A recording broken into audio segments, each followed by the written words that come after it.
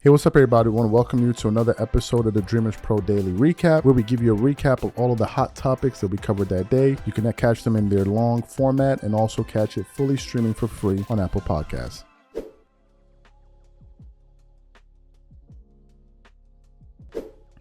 Shannon Sharpe has been making headlines for all the wrong reasons. This really kicked off when the bombshell news dropped that he was being sued for $50 million.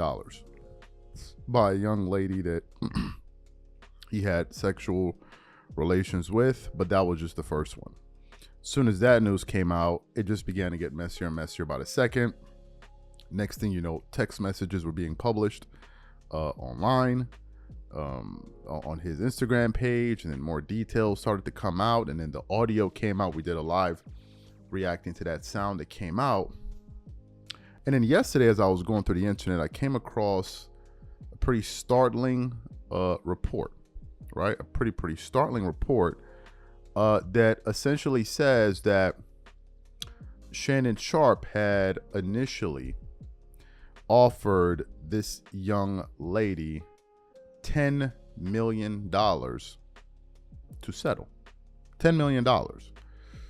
Now, if you pair that with the audio and all of that stuff, and Shannon Sharpe himself saying that, look, you shouldn't be surprised that they're going to release a sex tape that's going to be heavily edited. And when he said that, I was like, wait, now we got a sex tape on the way. So for those of you who didn't hear what Shannon had to say when he issued his first public statements, I want to play that for you now, and then we're going to come back and continue on the show. Take a listen to what he had to say there about this sex tape that we should all be expecting. Take a listen to that. To my family, friends, supporters, and colleagues, I want to speak to you directly and from the heart. This is a shakedown. I'm going to be open, transparent, and defend myself because this isn't right. This is all being orchestrated by Tony Busby, who has targeted Jay-Z. Tony Busby targets black men, and I believe he's going to release a 30-second clip of a sex tape that tries to make me look guilty and play into every stereotype you could possibly imagine. That video should actually be 10 minutes or so. Hey, Tony, instead of releasing your edit, put the whole video out. I don't have it, or I would myself. You know what happened, and you're trying to manipulate the media. The encounter in question took place during the day at her invitation, and now that appears to be a deliberate setup, coordinated by Gabby, also known as Carly, on OnlyFans. Gabby and Tony Busby want $50 million. What they're getting is sued for defamation and trying to take me down. My career is all about real talk and honesty. I know my family and fans know exactly what this is about. Fantastic. So you heard what he had to say. So this report now about him offering her $10 million to settle, I think, is an even crazier one. And we actually want to read from two sources today. The first source we're going to read from is Front Office Sports, and it has the headline saying Shannon Sharpe offered accuser at least $10 million to settle. And then we're going to be reading from page 6. And it says Shannon Sharpe allegedly offered our accuser $10 million to settle before she filed $50 million lawsuit. So these are the two articles I want to read from because both of them give similar but also different information. So first of all, let's get into this Front Office Sports article. It says Shannon Sharpe and his legal team are aggressively contesting our allegations from a woman in a Nevada civil suit. On Tuesday, lawyers for the woman released audio of what appeared to be Sharpe threatening to choke her. Sharpe and his lawyers, Lanny Davis, responded by accusing the woman's lawyer of racism, outing the woman as an adult content creator, and saying they would be suing the pair for defamation. The ESPN commentator and Pro Football Hall of Famer released a video on Instagram calling the suit a shakedown on Tuesday. Davis, a longtime political operative, said the accuser turned down a settlement offer of up to $10 million in mediation before suddenly filing suit on Sunday night. The former advisor to President George W. Bush and Bill Clinton challenged Busby to hand over the tape to a third-party expert of their choice to discover if it was edited or doctored in any way.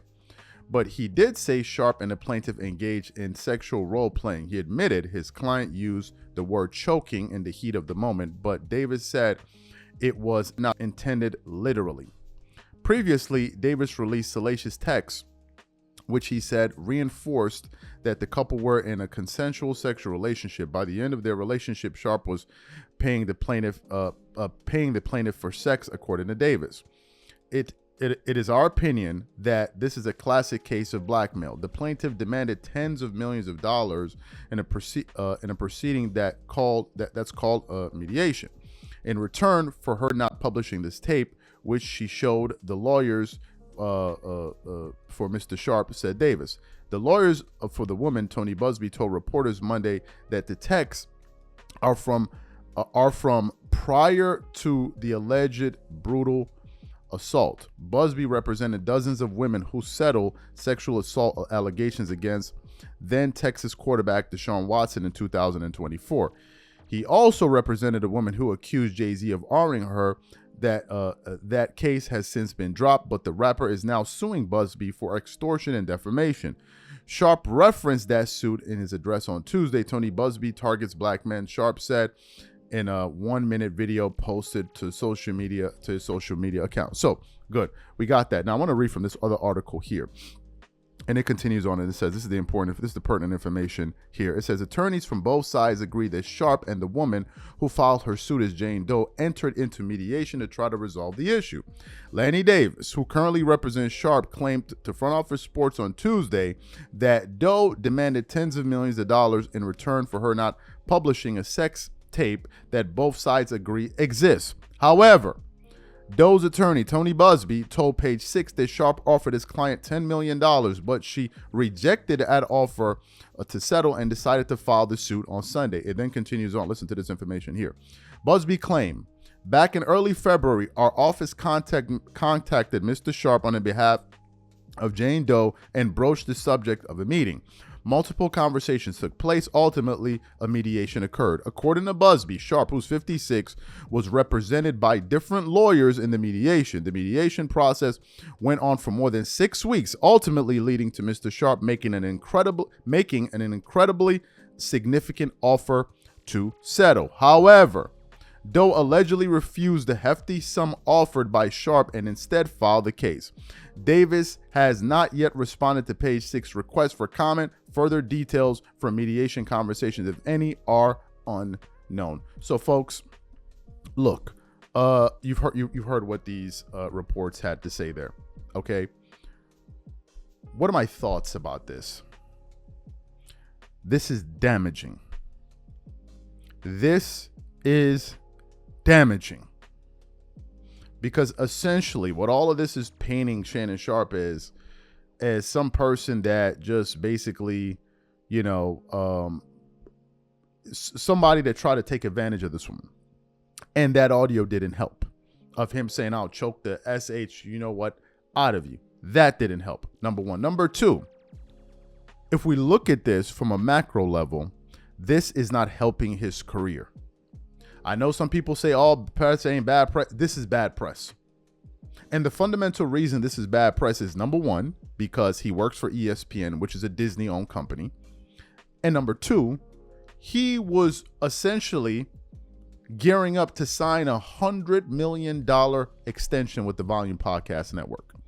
How can any of this be positive when the whole way you make money in podcasts through downloads is from the sponsorship dollars you make? Do sponsors want to be associated with this type of raunchy madness? Honestly, is this something that they want to be annexed to? And the part that just absolutely floors me is the fact that Shannon is always somehow, some way connected to some nonsense. Somehow, some way. If it's not the situation that took place at the Lakers game when he tried to fight the Memphis Grizzlies players, is the situation with the Michelle audio that I believe is coming back to bite him. I supported Shannon Sharp for years, and I've been one of the people that has said for years that he would make more money in the next 5 years than he ever did as an NFL player, and I was 100% correct. But the minute that video came out, I said, this is now gone into the realm of the ratchet section. That's what I said. I said he is too big for this. And people were like, oh, no, it's a mistake. It's a mistake. And I remember tuning in that night with 164,000 concurrent viewers watching. And as the live started, he had a pre-recorded ad of a sex product. And I'm sitting there saying to myself, I thought this was supposed to be a live where you address the issue and apologize for it. Instead, he was there bragging about it. And I'm like, I'm confused here. And the minute you open up yourself to that type of nonsense, you have situations like this. How do I know? Because in the initial statements from when the case first dropped, she said that he recorded some of their sexual encounters and showed it to people without her consent. Now, I don't know how much credibility she has, because here we have her recording him without his consent. But for the simple fact to even have a video out there like this, and you're at that level, is madness to me. Absolute madness. There's no way to spin this in a positive direction. And the moment public opinion shifts, it's over. Go ask Diddy. And Jason Whitlock brought up a good point, and he said this. He said what Tony Busby is banking on is that if this lady has come out, more women will come out and start saying Shannon Sharpe did X, Y, and Z to them. And when that happens, it will be like an avalanche. An avalanche. So this thing is a mess. There's no way to say, there's no other way to sugarcoat it. It is a mess. And the woman turned down a $10 million offer because she saw that he was about to sign a $100 million deal. And she said, instead of 10 million, give me 50.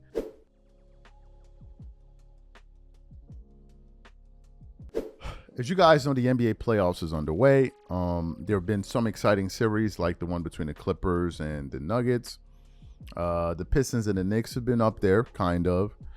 But it's still early. We have to wait and see. But I think the Clippers and the Nuggets is a very, very interesting one. Some of them have just been pretty much blowouts. The Lakers one is not. The Lakers, the games aren't interesting because they haven't been close. Is more sort of storylines surrounding the games there's been the headline. But with that being said, nevertheless, it's been actually drawing in some record viewership numbers. This morning, I was doing some research and I came across a pretty surprising article with the following headline saying NBA playoffs delivers most watch opening weekend in 25 years. Right, let me just read a little bit of it for you guys. It says the opening weekend of the 2025 NBA postseason drew 4.4 million viewers across 8 games on ESPN and TNT platforms, the most watch opening game weekend in 25 years. The league announced on Tuesday. It's also up 17% compared to last year. It's worth noting that the NBA's Sunday slate fell on Easter. The 3 most watched games were all on ABC, the NBA's lone national over-the-air broadcast partner. ABC games averaged 5.6 million viewers, led by the 6.7 million who watched defending champion Celtics defeat the Magic. That game peaked at 8 million viewers. And then it says the second most watched game was the Timberwolves versus the Lakers, which aired Saturday night on ABC and averaged 5.84 million viewers. And then finally, it goes on to say the six game slate on ESPN's platform, which included the 3 ABC games, 3 ESPN games, averaged 4.5 million viewers, the highest in the network's history. TNT averaged 4.1 million viewers for its 2-game slate on Sunday night, which is the Heat versus Cavs, Warriors versus Rockets, up 23% from last year. The league's regular season viewership numbers finished down 2% after double-digit declines through the first few months, and then the article then goes on to say a few other things there. So as we were producing that show and as I was reading it, I couldn't help but think about Michael Jordan, right? Now, we all know that Michael Jordan is the undisputed best player to ever play in the NBA. Very few people dispute this fact, although people have their favorites, but the vast majority believe that is MJ. And I already knew that Michael Jordan was the biggest draw in NBA history, the biggest star, and it's not even close. Like, it's not. Jordan was one of the arguably the most popular person on the planet. I mean, it was Jordan, Michael Jackson, these were the people, right? And to this day, Jordan is incredibly popular. The impact he had in the 90s and the 80s is so massive that till today, the Air Jordans outsell LeBron, KD, Stephen Curry combined every single year. A cultural phenomenon. So as I was reading that article, I began to think, I'm like, well, what were Jordan's numbers? What were his ratings when he was playing? And initially I thought that, okay, the 1998 Bulls would have record-breaking numbers, which they did. But what stunned me as I was doing more research was I found out that Michael Jordan holds the record for having the 10 most viewed NBA Finals series, or 9 out of the 10 most viewed NBA Finals series in the history of basketball. So I want to read from another article from Front Office Sports, and it says, the most watched NBA Finals in U.S. television history. Jordan's Chicago Bulls of the 90s dominate the list. The Cavs-Warriors matchup in 2017 is the only finals on the list since the Bulls era ended. While the NBA has thrived in securing media right deals in the billions, the 2024 finals averaged just 11.3 million viewers, down 3% from last year. The NBA Finals represents the pinnacle of the season, often attracting the highest viewership. Yet, the league has recently seen its ratings dwindle compared to the 90s. The Bulls teams of the 90s became synonymous with winning championships, and they won 6 titles in 8 years, but they also dominate in terms of the ratings. All 6 NBA titles for Chicago are amongst the most watched NBA finals of all time. 3 of their finals matchups earned over 25 million average American viewers, the only NBA team to ever achieve this feat. The 1998 NBA Finals between the Bulls and the Jazz is the most watched NBA Finals of all time, earning an average of 29 million viewers. Fans worldwide were anxious to see how the last finals of Michael Jordan's legendary career would end. But Utah was a strong opponent, with the only game in the series decided by more than 5 points. The dramatic, emotional game remains 6 games remains the most watched NBA game in history, totaling 36 million viewers. Second on the list is 27.2 million average viewers in the 1993 NBA Finals. Chicago matched up with the Suns in a battle against 2 friends off the court, Charles Barkley and Michael Jordan. Now, let's put up the chart here. And this was updated on July 28, 2024. Let's look at these rankings. This is astonishing. Number 1, 1998 Chicago Bulls versus Utah, Bulls in 6, results. Average viewership 29 million. Number 2, 1993 Chicago Bulls versus Phoenix, 27.2 million viewers. Number 3, 1997 Chicago Bulls versus Utah Jazz, 25.6. Number 4, 1996 Chicago Bulls versus Seattle. Average viewers, 25 million. Number 5, Boston Celtics versus Lakers, 24.1 million. Number 6, Lakers versus Chicago Bulls, 23.9 million. Number 7, Lakers versus Pistons, 2 years in a row, 21.7, 1.3. Next one, 92 Bulls, 20.8 million. So out of the 10, let me just correct myself. 1, 2, 3, 4, 5. 6 of them were series including Michael Jordan. And of the top 5, let me see, 1, 2, 3. Of the top 5, 4 of them were series that included Michael Jordan. Now, there will be some people that will say, well, what about the people watching in China? So people didn't have TVs in China back then? They didn't count those ratings. They don't count those ratings now. Did they count them then? Are you telling me that the United States is the only place you can watch finals games? Who are you kidding here? You can watch sporting events all throughout the world. They carry them on different TV packages. You can watch sporting events on DSTV, Sky TV. Like, what are we talking about here? People were watching across the world. Let's not be ridiculous. Oh, the only place they saw the NBA Finals is in America. Let's stop. You have media partners all across the globe.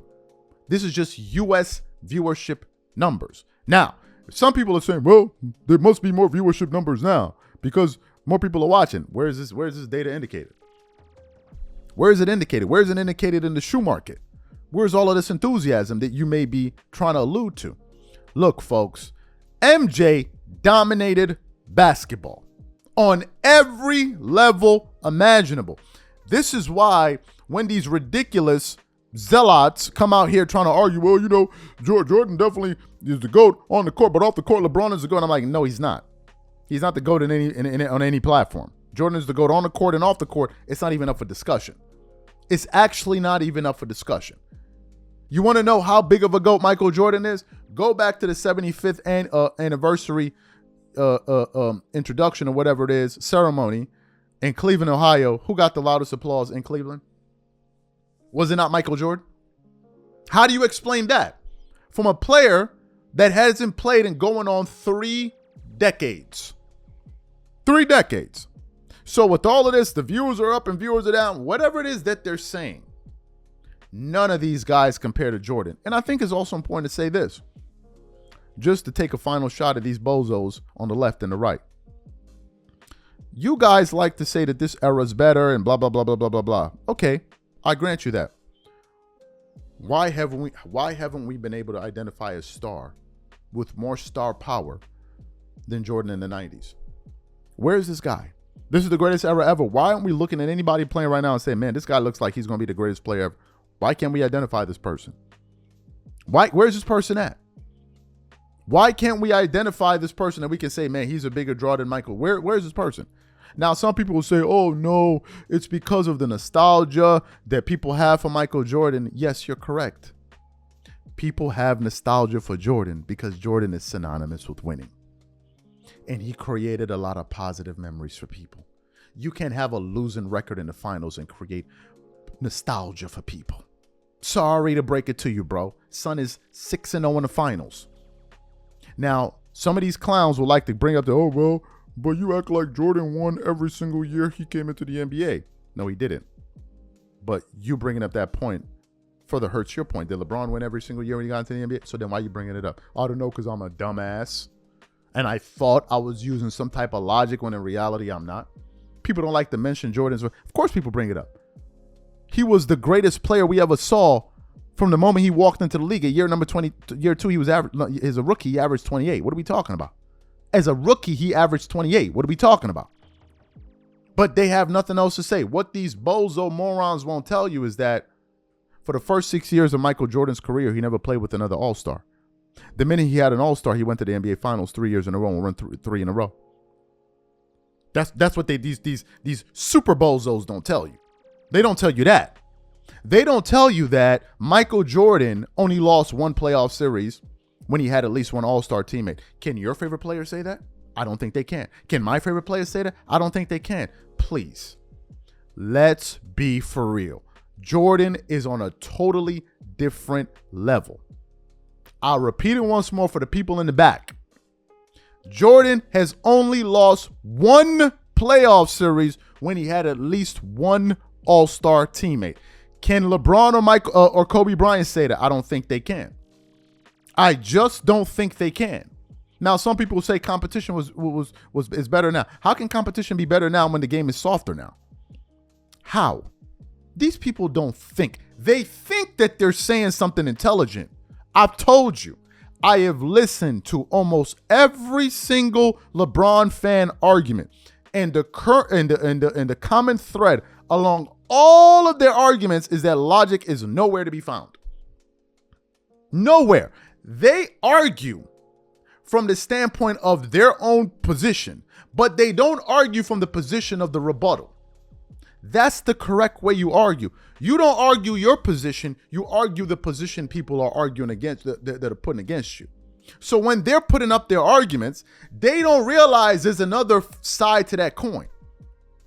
They don't realize that. Oh, that era was easier. There was no competition. But this era is the softest. The rules are the most lax. Players lose their mind when they don't get a foul call. You're allowed to carry the ball. You're allowed to travel.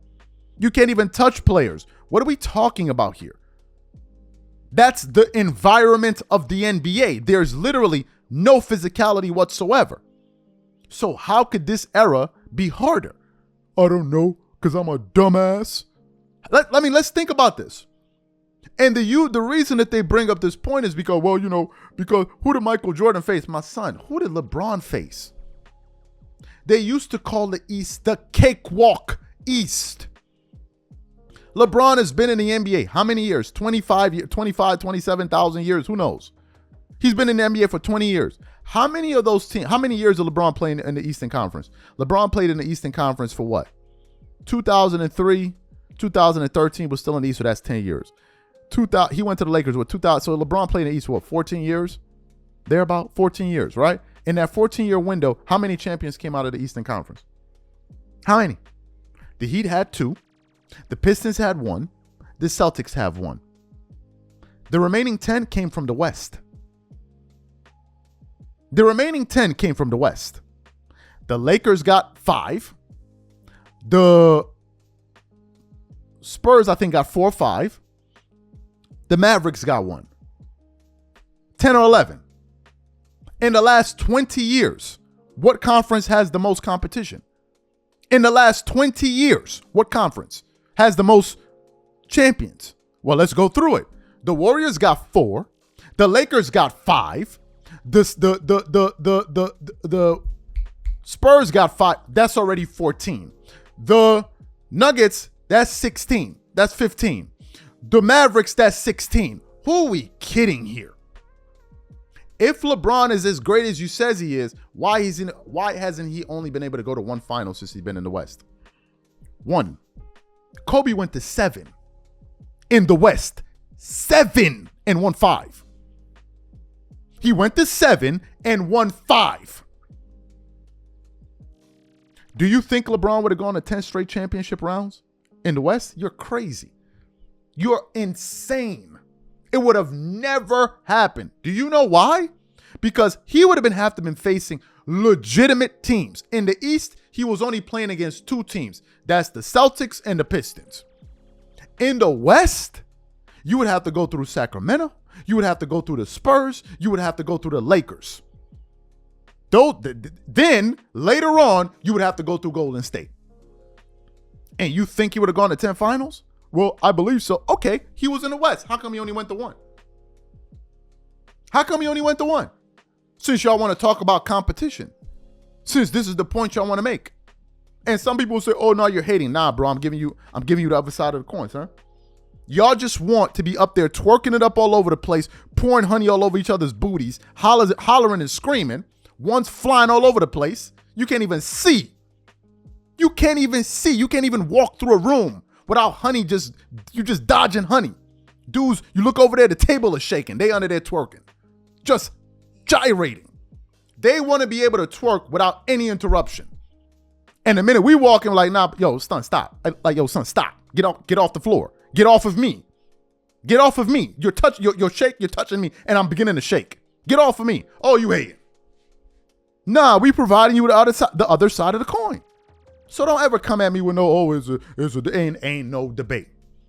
There is no debate. None whatsoever. If Jordan was as relevant, if Michael Jordan was as irrelevant as you guys like to say, and is not the GOAT, why do you constantly compare LeBron James to him?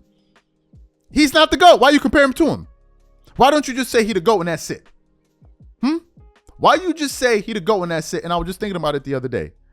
I think it's actually laughable to say that these two guys are compared. I think it's actually laughable. I was listening to Suzette the other day talking about Michael Jordan and LeBron, the debate. No, it's not debatable. Debatable on what point?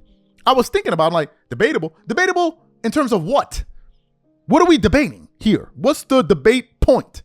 What point are we, where are we debating? Where are we debating? Let's look at it from a player level. Where's the debate?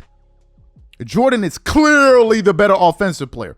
It's not even up for discussion. It's not even up for discussion. I listened to Zet talk about LeBron is a better offensive player than Kobe. What year did LeBron average 35? What year did LeBron average 34? What year did LeBron average 33? What year did he average 32? My son averaged 35 and a half, son. My son had 4 50-point games in 1 week. My son had 2 60-point games in 1 week. LeBron got 1 60-point in 25,000 years. What are we talking about? What are we talking about? My son had a game with 81 points. 81. For LeBron to have a game where he scores 81, he would literally have to pack a suitcase on his back because the amount of traveling that he will need to do, he would look like a damn choo-choo train going up and down the court. They would just have to clear the space. You think he gonna get 80 on jumpers? You're insane. You are insane. 81 in regular, it's never gonna happen. Ever. I could lead the league in scoring every year if I want. No, you can't. You don't have the skill set. You don't. That's a fact. So what are we arguing? Offense, nothing to discuss. Nothing. Jordan has the highest regular season average, the highest postseason average, nothing to discuss. 10 scoring titles, so it's not scoring. Defense, nothing to discuss. 9 all-first defense, defensive player of the year. So both sides, that's the majority of the game. Playmaking, Jordan was just as good a playmaker as LeBron, and he didn't have as many turnovers as LeBron James did. So you got that. What else? What else y'all got? What else y'all got? He's not a better offensive player, not a defensive player. They're just the same as playmaker. What else you got? LeBron is more athletic. No, he's not. What else you got? What else you got? Jordan has more championships. Jordan has more MVPs. It's things you like to count. What else you got?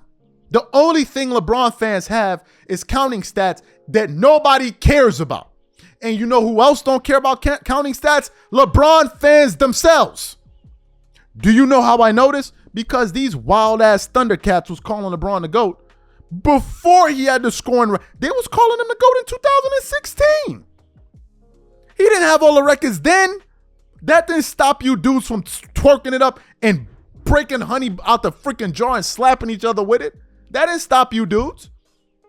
No, these stats that y'all think he get, nobody cares, bro. Only you dudes care. And if you ever notice something, the only people that think LeBron is a GOAT are LeBron fans. Have you noticed that? But if you go to any other NBA fans, they can have favorite players. Kobe, Jason Kidd, Dwight Howard, whoever the hell it is. John Stockton, Karl Malone. Well, everybody will say Jordan. But here come these LeBron fans. Here they come. Walking down the street, sticking to each other. Too much honey. Oh, LeBron. You dudes are the fan base that celebrates Barbie dolls. You dudes stand in front of stores for 14 hours to buy Barbie dolls. And all I'm trying to figure out is, when you buy this Barbie doll, number one, what are you going to do with that Barbie when you get out the house? You happy? I'm sure when you get out the store. You must have felt really good about it, right? That's the first thing. The second thing, where y'all going to put this Barbie doll? That's what I want to know. You buy the Barbie doll, where are you putting it in your house? Are you putting it on your mantle? So you're going to have people coming over your house and they're going to see a LeBron James Barbie doll? You must be. So that, where you going to put it in your bedroom? Where you going to put this Barbie doll? That's what I want to know. That's what I want to know. Like, even the fan bases, you can't even compare. Jordan got better fans, more knowledgeable fans. So to me, man, look, all this shows you is that he's the GOAT, period. And if he was playing today, he would have better numbers than all of these dudes. If LeBron is better than Jordan, why has he been a part of some of the lowest rated All-Star games in history? I don't know.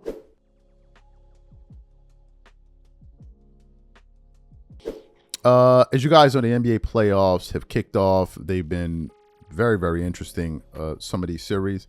I think the most interesting series that we got going right now is the series between the Los Angeles Lakers and the Denver Nuggets. Both games have been won with scores that with a point differential of less than 5 points. So they're very, very entertaining, very close matchups. On the side of the Lakers, however, they haven't been really close. The Lakers lost the first game by 22, then they won the next game, I believe, by 9. The Oklahoma City Thunder have been blown. I think they beat the Memphis Grizzlies by a combined 73 points in 2 games. 73 points in 2 games. So that one isn't even a contest whatsoever. But nevertheless, the Lakers went into game 2 yesterday and against the Memphis Grizzlies, and they were able to get a 94-85 victory. So they won by 9 points. And in that game, for the Lakers side, LeBron had 21 points on 42% shooting with 11 rebounds, 7 assists. Who else? Luka Doncic had 31, 12, and 11 on 45% shooting. Rui Hachimura chipped in 11, and Austin Reeves chipped in 31, and all of that. So they won the game, and it was pretty decisive. It wasn't as close as the score looked at the end of the game. But going into these playoffs, we've been hearing, the Luka and LeBron have saved the league. Not Luka, going to the Lakers have saved the league. Some people believe that it was a move to boost the NBA ratings. As you guys know, the Lakers and LeBron are talked about 24/7 every single second of the day, right? That's how everything is marketed. So one would think that, given the fact that the Lakers are discussed so much and LeBron James is discussed so much, we would think that, this is the biggest draw in the NBA, right? This is the thing that everybody wants to see, given the fact that Luka had the most jersey sales this year. And what's crazy is that a lot of those sales took place after that trade went down, right? So this is what we would think. But then something interesting happened this morning. I was going to the internet and I came across a pretty interesting report here that actually shocked me. It says NBA playoffs deliver most watch opening weekend in 25 years. And when I read that, I was like, wow, this is pretty incredible. And immediately the thought that came to my mind was, well, this has to be the Luka Doncic, LeBron James effect, right? Given the fact you paired these two megastars together, they're playing on the Lakers, the trade that was so big, all of that stuff. I was like, this has to be, I mean, these guys have to be the one driving these views. But it turns out I was 100% wrong. And you actually won't believe the teams that were actually in the team that was actually driving the most views with the most people watching. It's going to surprise you. Let's continue on with this report. It says, the NBA regular season got off to a slow start rating-wise, which triggered significant conversation about the league's declining viewership. The same can't be said about the NBA playoffs. The opening weekend of the 2025 NBA postseason drew 4.4 million viewers across 8 games on ESPN and TNT platforms, the most watched opening weekend in 25 years, the league announced on Tuesday. It's also up 17% compared to last year. It's worth noting that the NBA's Sunday slate fell on Easter. The 3 most watched games were all on ABC, the NBA's lone national over-the-air broadcast partner. ABC's games averaged 5.6 million viewers, led by the 6.69 million who watched the defending champion Celtics defeat the Magic. That game peaked at 8 million viewers, which tipped off at 3 p.m. Eastern time on Sunday. The 6-game slate on ESPN platforms, which included the 3 ABC games and 3 ESPN games, averaged 4.5 million viewers, the highest in the network's history. TNT averaged 4.13 million viewers for its 2-game slate Sunday night. The Heat, Cavs, Warriors, Rockets up 23% from last year.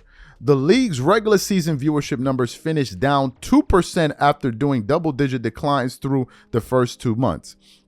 ABC ended the season with 10% growth, but cable channels drove the dip with ESPN's exclusive games down 7% and TNT games down 8%.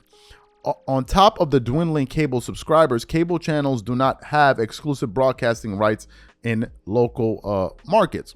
The NBA will add up NBC and Amazon's as television partners next year, losing TNT in the process as the league's new 11-year, $77 billion media deal kicks in. So this is startling, right? This is startling to me. It turns out that the Boston Celtics and the Magic were the game that had an average of, it peaked at 8 million viewers. The Boston Celtics. Now, it shouldn't be a surprise because the Boston Celtics, I think the Boston Celtics have one more championship than the Lakers. I think they have 17 to the Lakers 16. I don't remember the number, but it's like separated by 1. And the Boston Celtics have a massive fan base. But the part that surprises me is that given the fact that we don't talk about the Celtics, they're not talked about really at all on TV, even though they're the defending champs, I'm still surprised to see that their game against the Magic, who is a team that's never talked about, had the most viewership. That's what really surprised me, right? That's what really, really, really surprised me, that so many people showed interest in the Boston Celtics. Now, it's also worth noting that yes, these viewership numbers are up, but overall, the NBA had better viewership numbers. Decades ago. They had better viewership numbers decades ago, and there's a reason for that, right? There's a legitimate reason for that. A lot of NBA fans have tapered off. A lot of people have been turned off by the product and the load management and the entitlement from the players, all of the nonsense surrounding, obviously, the political stance that's been injected into the sports. That's also turned off some other people as well. But nevertheless, I'm surprised to see this because I would have thought it would have been the Lakers. So